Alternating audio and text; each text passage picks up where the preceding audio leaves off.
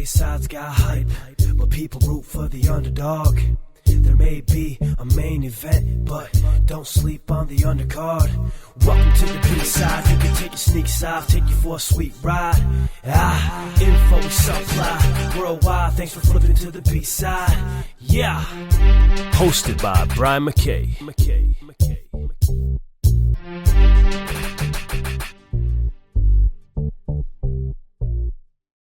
Welcome back, and thank you for flipping to the B-side.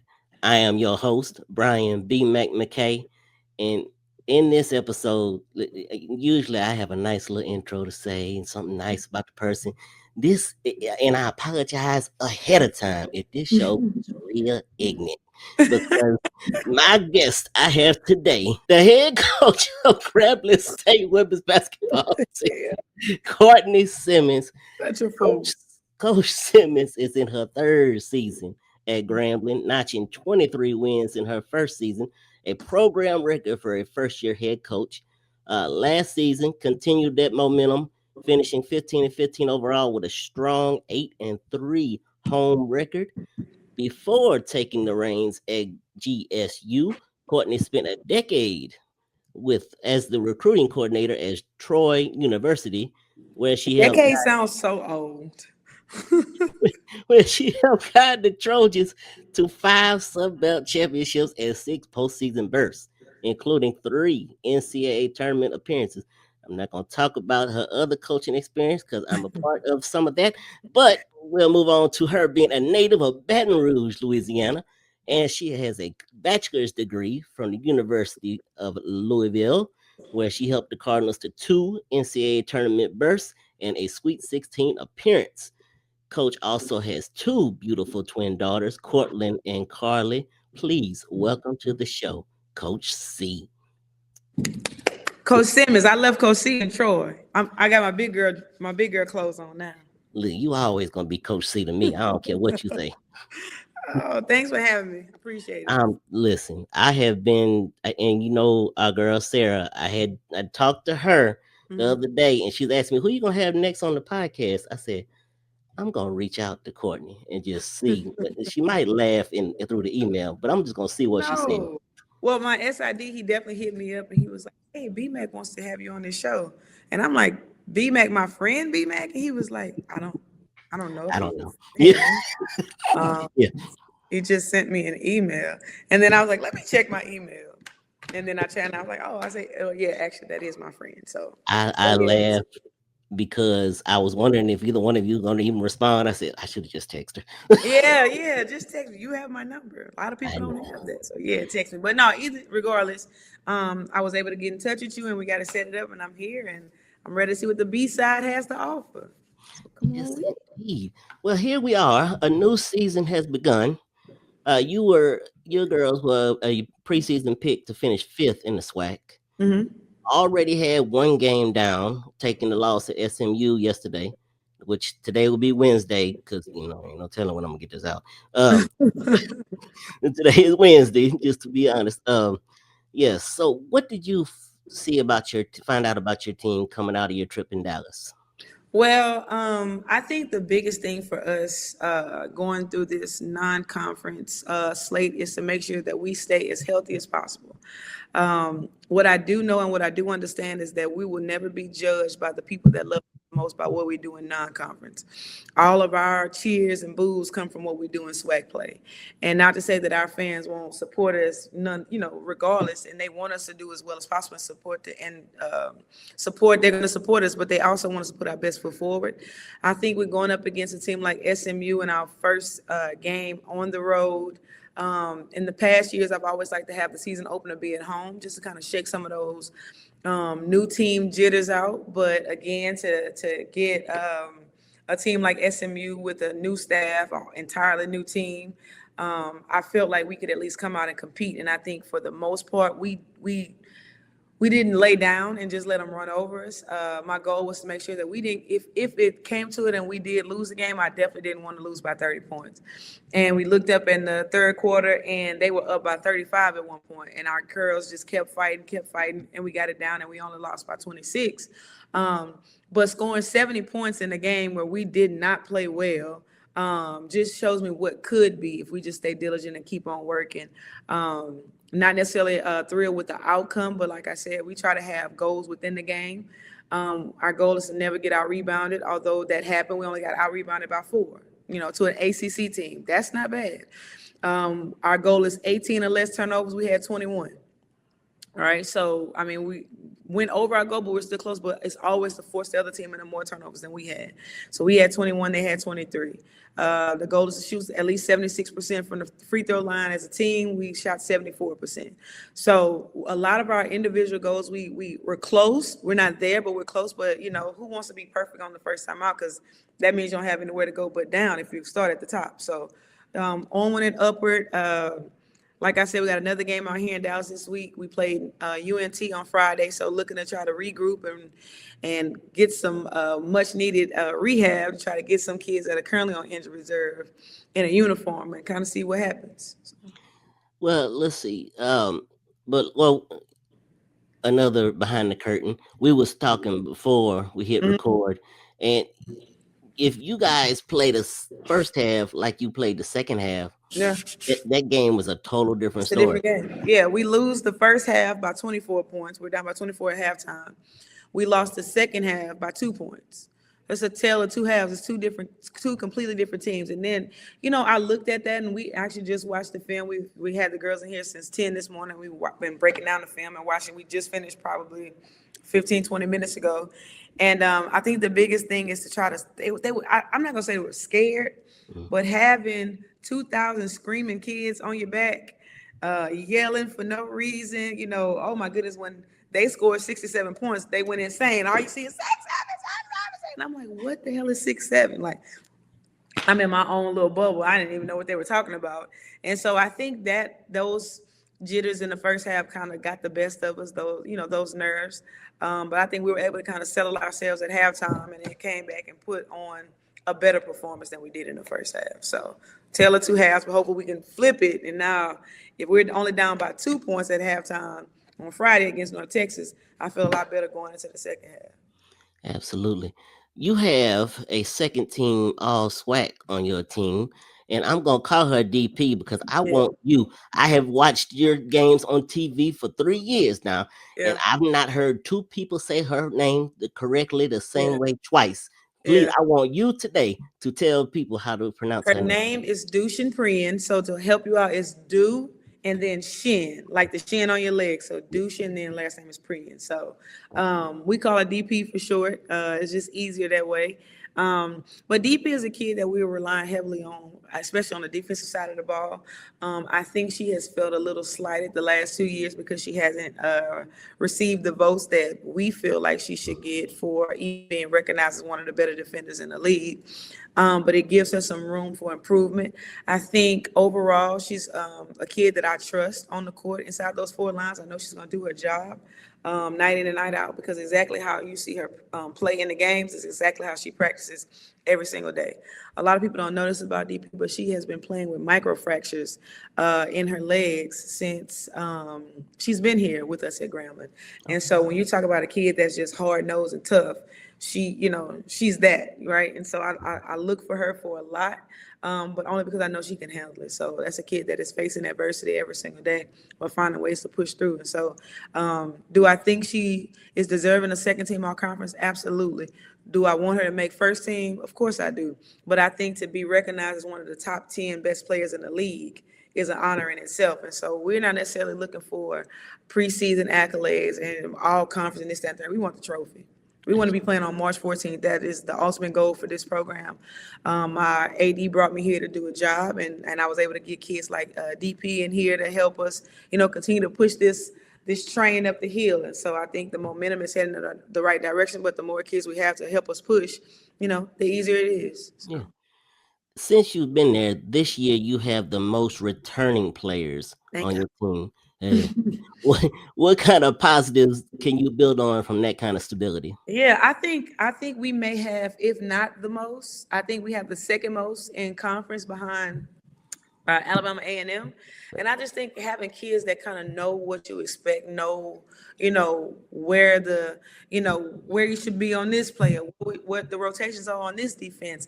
I think having another group of coaches on the floor, other than obviously our staff, it helps you having that maturity and that senior leadership and that depth in returners is something that I have not had and that I have welcomed with open arms.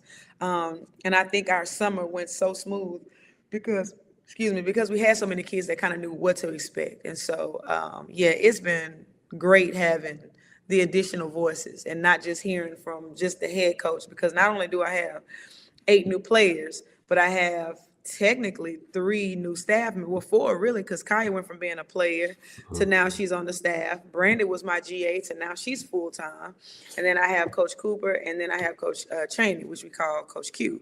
So I have a lot of new faces. I have all new managers. I have a new student athletic trainer. So there's a lot of new faces in this program, and so having 6 returners that can kind of help navigate things behind the scenes as well as on the court has been very helpful, to say the least. See, this is what I'm talking about, ignorant. Now, if I had sent you the episode notes, you'd have known them questions were coming up about your staff. But you go ahead and just take over my show for me. Thank you very much. Wait, when I didn't even see the episode notes. That's right, because you don't read emails. Anyway. Oh no, I definitely read my emails, but when I see it comes from my friends, I don't text. Put it to the side. I'm gonna get to this in a minute. I'm not even gonna focus on the. I'm sorry, I didn't. Let me see, so I can jump ahead of you. Hold on. Go ahead. So you have a non-conference schedule that does not see you taking the gauntlet of trips that you have in past seasons, with a lot of games being at home and in the state of Louisiana. How is that going to impact your team? Well, I think coming off of so when I first got the job, there were only like maybe 3 or 4 games that were already set. And so for the most part, outside of those games and obviously conference, I got to schedule a lot of those games. It's real easy for me to call a school, let's say South Florida, because we played them my first year, Oklahoma, schools like that. It's easy for me to call them when I get the job in April and say, hey, we're still looking for games.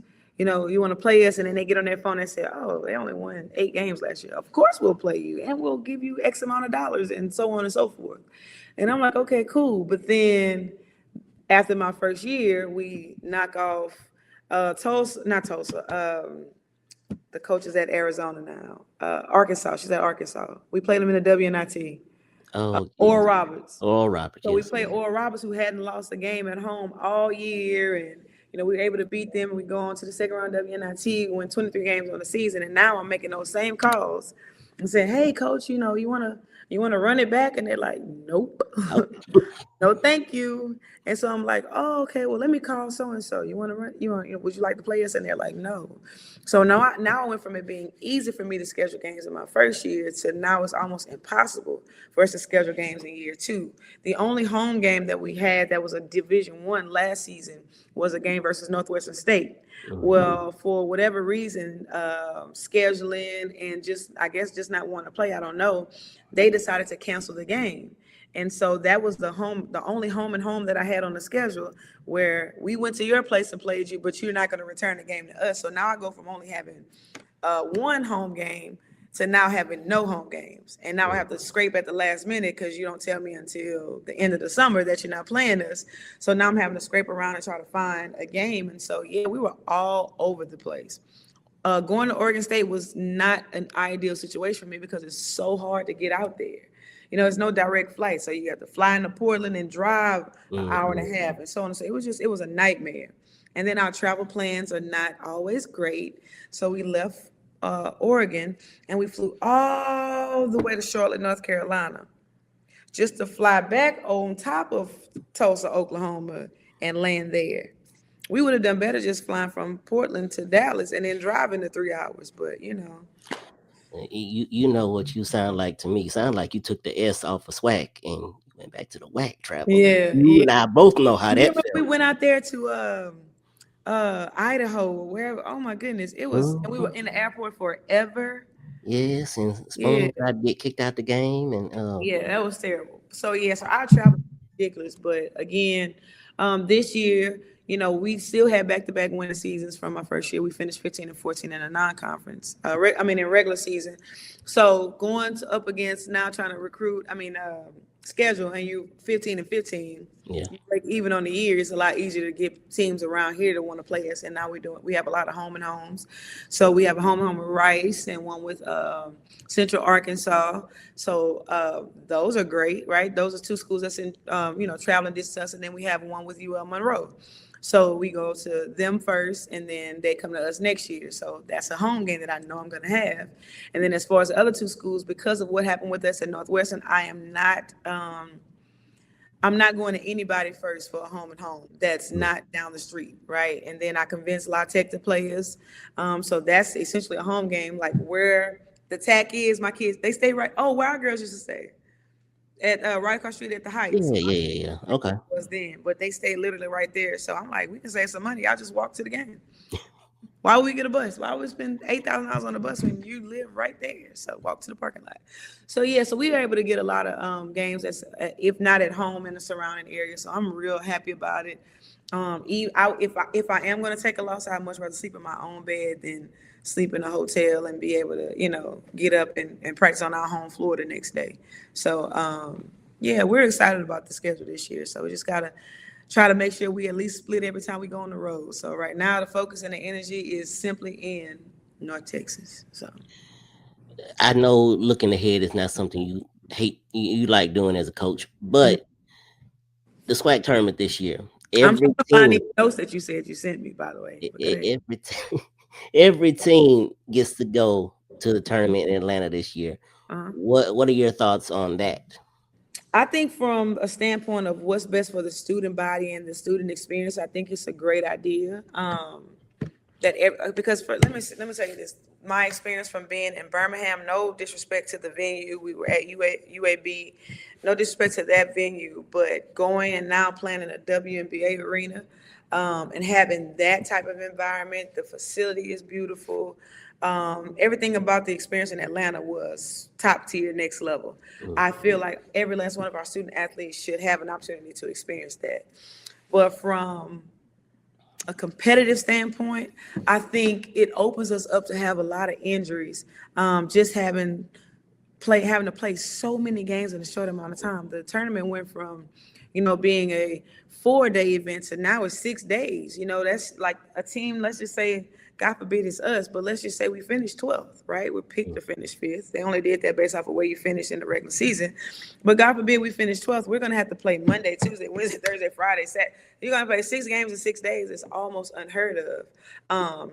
But again, they call it March Madness for a reason. And all you got to do is be your best selves by the time you get to March. And so there's a little bit of fear in that because in March, number 1 teams always get knocked off. Number 2 teams always get knocked off by a lower seed. They may be just a little bit hungrier than they are. So I'm excited about the overall experience of it. I think it's going to be good for the league. I like the fact that we're playing in the same venue as our men around the same time, and they force everybody to bring their band and cheerleaders. And so it's what you say, a little ghetto. It's good ghetto though. It's a lot of fun. It's what SWAC embodies. It's home, it's family, it's friends, and it's a good time. And so I think to top that off with some good basketball, it always helps. So you have a couple of new additions to your coaching staff. Okay. One being a former high school teammate of yours. What will the additions of Q and Devin bring to your program? I said this the other day. We had a kickoff luncheon, and I mentioned my staff, and I said I feel like in year 3 it's time to either or get off the pot. And I think my focus to all of the things that are super, super small detail things, I took more time to kind of evaluate kind of what I wanted, but more so what I needed. And I think I've been in a situation where let me be clear, I've had great people to work on my staff, right? I've had great people that have worked with me, people that I feel like we're here to do a job and to help this program be successful. But there has been something that I've been missing, right? And so I think the easiest hire that I've ever made is promoting Brandy Washington from graduate assistant to a full-time assistant coach, because I know that if anybody ever tries to walk up on me or say something crazy, she's not having that. And so my whole thing was I need to make sure that my blind side is covered.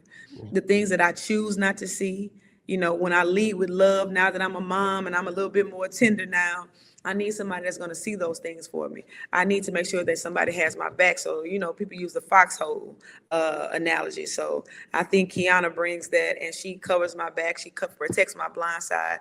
And she's another version of myself. And so we tag team these players and we drive them absolutely insane. But I think iron sharpens iron. And when you have somebody that is used to winning, and you sit at a table with winners, it doesn't sound like you're bragging. The conversation is just different because I'm speaking to myself, right? I can hold up a mirror to her and I see myself. She can hold up a mirror to me and she sees me. And so I think every single day we're able to hold each other accountable, which takes us in practice every single day with these kids to another level. So I think I am definitely covered and protected from my front and my back.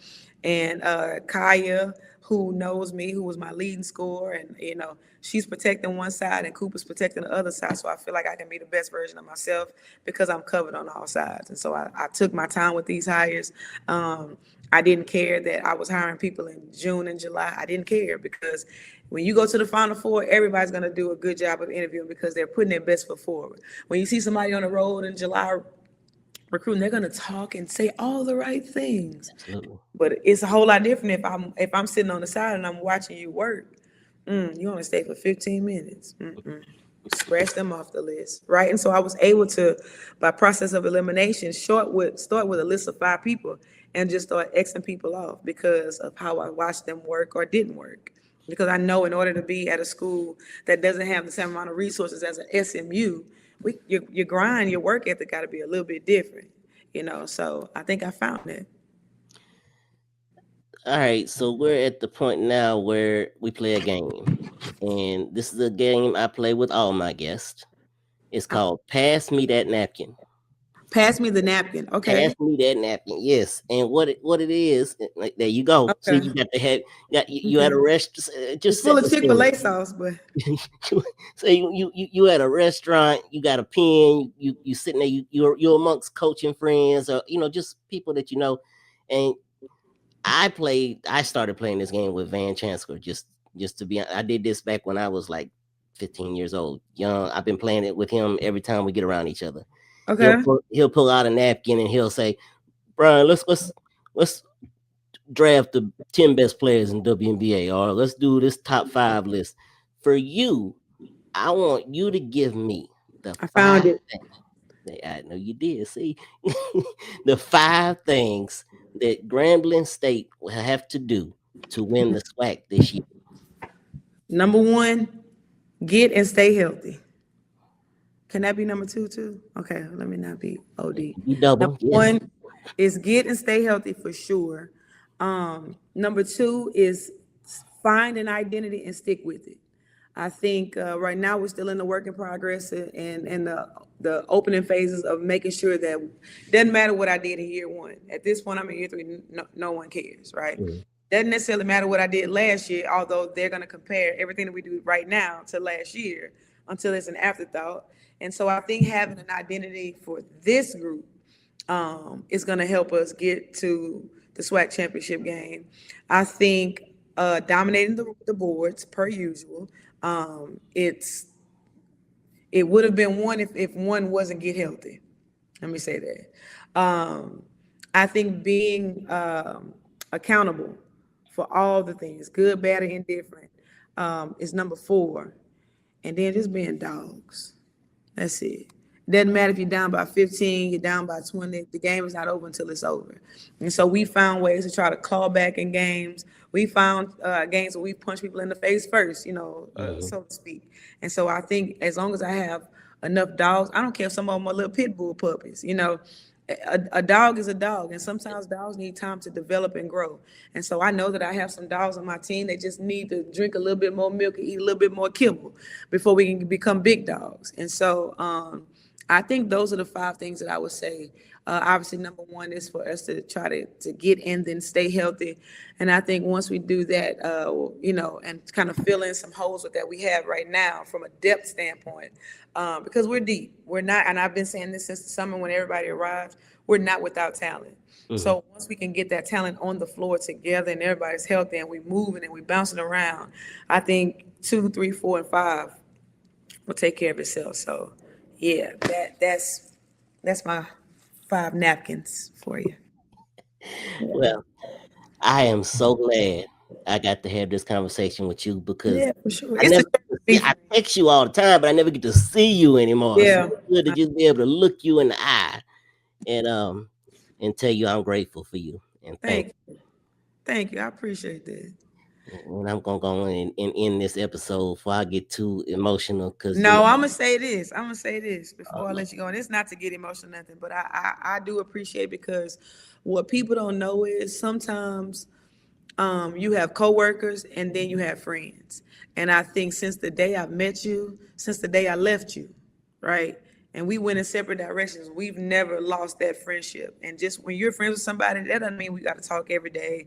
Or I got to see you all the time. But the fact that you jumped on here and you got a Grambling shirt, I didn't give you that. Right. And so that takes things to another level for me to know that I have people that genuinely care about me and support me, whether they see me every day or talk to me every day or once a year. I appreciate that, because good people in a business of change is hard to find, because everybody is looking for the next best situation to attach themselves to.